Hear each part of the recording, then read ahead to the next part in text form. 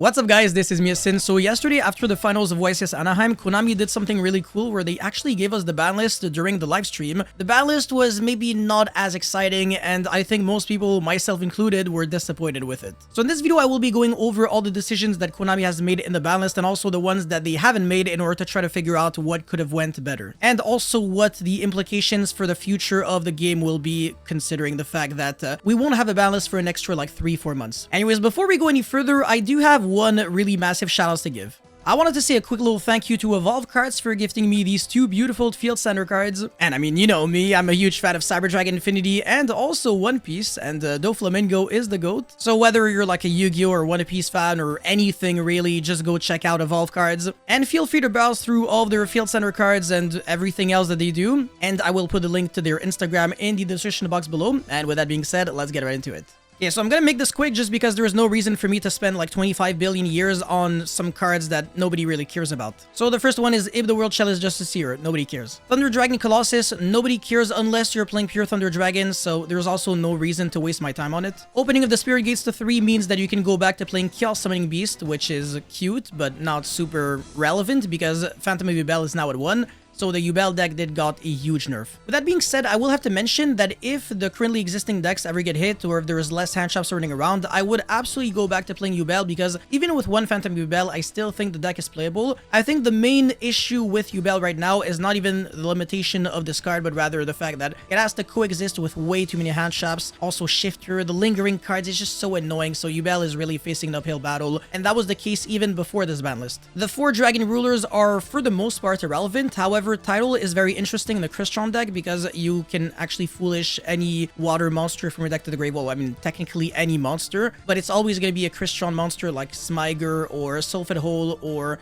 Theistvern, etc. And they all have fantastic graveyard effects. Red Ox is not really relevant, so there is really nothing to say here, and these two, yeah, nobody was playing them in the first place. Lunalight Tigers are relevant, nobody's really playing it, and Rescue Ace Airlifter looks like it's a bonus for the Rescue Ace deck. Not really the case because Original is now banned, which does matter because the Rescue Ace deck was playing with Wanted, with Witch, and with Bonfire into Populous to search the Original, and now you lose all those consistency cards. So you think that Rescue Ace Airlifter is like a huge boost to the deck when in reality it's kind of not. So my problem with Rescue Ace is that it doesn't really have like a ceiling issue but rather a consistency issue. There's not enough starters. Like I think the Hydrant doesn't actually do anything on its own, and also the Fiendsmith engine doesn't really bridge into your engine anymore. This deck just keeps getting worse and worse and worse, and to make matters even worse for Rescue Ace, this deck plays a lot of bricks and it's not really good at playing a lot of non-engine cards either, so going second, you will be getting FTK'd very often because your engine is gigantic. So yeah, Airlifter looks like a gift, like I said, the fact that it went back to 3, but yeah, nobody really cares too much. Even Rescue Ace players are probably not even happy with this one. Dino Wrestler Pancratops is not super relevant because it is a hard once per turn anyways to summon it and also to use its effect. Cyberjar is obviously a joke. This card can go back to 3. The fact that it's a 2 is absolutely ridiculous. Now, these two danger monsters are pretty cute, but did they really have to go back to 2? Because now there are so many Mochamis running around. Like Perolia destroys the danger engine. Every single danger monster will give you a draw when you are under Perolia. It is absolutely terrible. So yeah, these two cards, I mean, every single danger monster overall, no longer really worth playing unless like the Molchamis completely disappear from the format. But yeah, I don't really think that these are gonna be ever played again in the near future. Ava is irrelevant, and I've already talked about this. Monkey Board is also extremely irrelevant. And these two limitations are completely catastrophic for Tenpai Dragon. Honestly, the deck is no longer worth playing, even though like you can kind of argue, oh, yeah, but it still has 1 card OTKs. The ceiling level is the same. Yes, that is true, but now when you fail an OTK, or when you are forced to go first, and you gotta use like your Kaimin to make like a seal, for example, your follow-up is garbage. And then also you run out of like your monsters super quickly. So your Chandra, like once you're done, I don't know, like linking it off or synchroing it off, you're pretty much screwed. So honestly, the deck is just not what it used to be, and because of that, you might as well just switch to like another deck.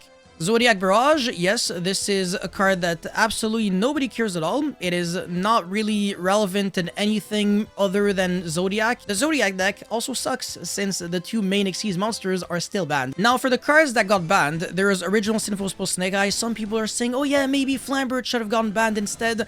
I actually think that Original is the main culprit. I am really happy that this card got banned because it limits card design, because when a card like Original exists, moving forward into Yu-Gi-Oh, every single freaking time Konami has to create a level 1 fire, it always has to be like very balanced or something, because if it's broken, then this card will immediately create problems, whereas Flamberge, it's only really good in one deck, and honestly the Snake Eye deck is unplayable without Original, because now your deck lost literally most of its starters. You got 1 Snake Eye Ash, 3 Bonfire, and that's it. Wanted and Witch do not do anything anymore, Deception doesn't do anything anymore, the Azamina engine is literal garbage now, absolute trash. It is also very bad in White Forest, and I mean, except if you really use it for the other Azamina cards, but that's another story for another day, and I don't really think that this deck is worth playing. I think the best way to play White Forest moving forward would be White Forest Fiendsmith Primite. That makes a lot of sense, but the Snake Eye engine, you can just overall forget about it, and this indirectly bans Flamberge Dragon in a way. Like, you're done seeing Snake Eye cards now. Okay, now Gimmick Puppet Nightmare and Jalgin both got banned. This is not really good news for us because it looks like it really changes a lot for Yu-Gi-Oh, but it really doesn't, unfortunately. So the problem with Gimmick Puppet Nightmare and Jalgin is that there is a lot of substitutes for them. Like, if you just ban these cards but you let Albion the Sanctifier Dragon live, the Despia deck can just give you DD Orthros instead, and this card does the exact same as Gimmick Puppet Nightmare. It lingers the same way. The only difference is that instead of locking you under Gimmick Puppet monsters only, it locks you under Fiend monsters only. So this card is obviously worse into a Fiendsmith format, but into every other deck out there, this card is insta-win on its own. Despia can still FTK in the future, but I don't think that DD Orthros will ever take the hit. I think if Despia becomes a problem again, they will ban Albion the Sanctifier Dragon, but now you can look into buying DD Orthros, because it is quite literally the same concept at the very least. Not really the exact same effect, but the same overall effect as Gimmick Puppet Nightmare. And there are 2 different cards out there that almost do the same thing, but these ones, they can be dealt with because they're continuous, so they only apply their Vanity's Emptiness effect on the field. And those are Ra's Disciple, as well as Ido the Supreme Magical Force. As so if you have like Darkhold, for example, you can get rid of them. But Ra's Disciple is like particularly annoying because it cannot be tributed. So even if you have like a Bestial, you can't tribute summon on top of it, so it's gonna be very frustrating for you to deal with. The Idol, the Supreme Magical War or something, it prevents you from normal summoning, I believe, so you can't really do much of anything at all. Now, for the cards that I think should have gotten a hit on the ban list and completely dodged would be the Fiendsmith engine. I think at least like 1 card should have gotten limited, but realistically, I really want like way more cards to get limited. I actually wanted the same thing as the OCG, so like 1 Engraver, 1 Track, that's pretty much about it. Or you can just ban 1 card, but then it might be like unfair. Like if you ban Luri, for example, that's a little too much. Or you can ban like Requiem, or you can ban like Lacrima or ban Engraver. Well, ban Lacrima maybe not, but ban Engraver, yeah, that's also a little unfair. I really want to see the world burn, like I said. I'm really tired of this engine. I think it's like one of the most frustrating engines to play against. The fact that in 2025, we're gonna be still gonna have the Fiendsmith engine running around at the NAWCQ, and it's still gonna be top tier if Konami doesn't do anything about it is beyond me. And yeah, Shifter, very frustrating, but I think we've gotten to the point where we should accept the fact that Shifter is here to stay. I'm not oblivious enough to believe that Shifter will ever get banned, but I want it to get banned. It's a wish list, not a prediction. With that said, I think that Shifter, if it gets banned, it'll make a lot of players happy because it's gonna prevent a lot of decks from just having some free insta wins without putting in any effort. And the Kashtira engine, I'm not like super against it, but when you have like Fiendsmith cards and Kashtira cards and like billions of hand shops, this is where you can start creating like a deck like the Fiendsmith Kashtira deck, there you go, that plays like freaking 24 hand shops and billions of 1-card starters, and it is not interactive, it is not fun at all, it's very frustrating to play against, you just get stopped on every single one of your plays. And yeah, no, that's the reason why these cards that are like that, like Fenrir, Unicorn, maybe not Unicorn, but Fenrir should probably take a hit. Like if it could have gotten limited, that would have been perfect for me. But in the OCG, the card is banned, and the other Kashtira cards are limited, so for a good reason, by the way. Now, the last card that I really wanted to hit in the ban list was Bonfire, just because the OCG has the exact same thing. So they have Wanted and Witch to 1, and Bonfire to 1.